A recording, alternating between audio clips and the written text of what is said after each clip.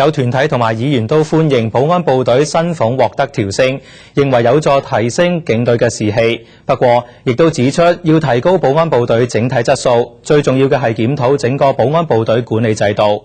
梁安琪報導。對於政府調升保安部隊基礎職程同高級職程嘅薪俸點，公職人員協會理事長高天賜認為，咁對招聘同挽留保安部隊人員都有正面作用。但若果要進一步提升公務人員士氣，單係靠調升薪酬係唔夠㗎。政府仲需要提升公務員嘅福利，包括盡快完善公務員職程。編制內或者勞務合約咧統一。令到所有啲公務人員咧都可以咧一視同仁咧，可以一部分係編制內，一部分咧係可以咧加入個所謂個公積金嘅。因為其他頭先我所指出嘅合約咧，不能夠佢哋加入嘅，變咗佢哋係完全咧冇保障，兼夾一啲咧甚至乎咧醫療保障都冇嘅。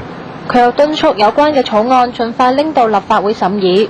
另外，立法議員關翠杏認為，今次保安部隊薪酬嘅調升幅度亦都算合理，不過要真正挽留人才，提升保安部隊整體素質。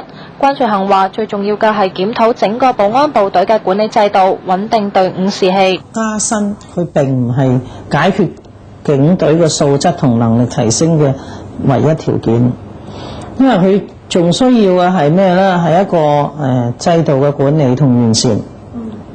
再一個呢，就係話，我覺得需要從一個科技器械方面嘅提升，咁樣去確保我哋呢個警隊嘅素質。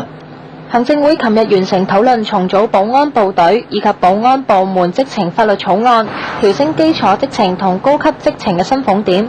當中普通一級警員全部由195點調升至260點，並追溯至今年7月1號。估計喺今年下半年追溯嘅薪酬總額達到1億5千萬。澳門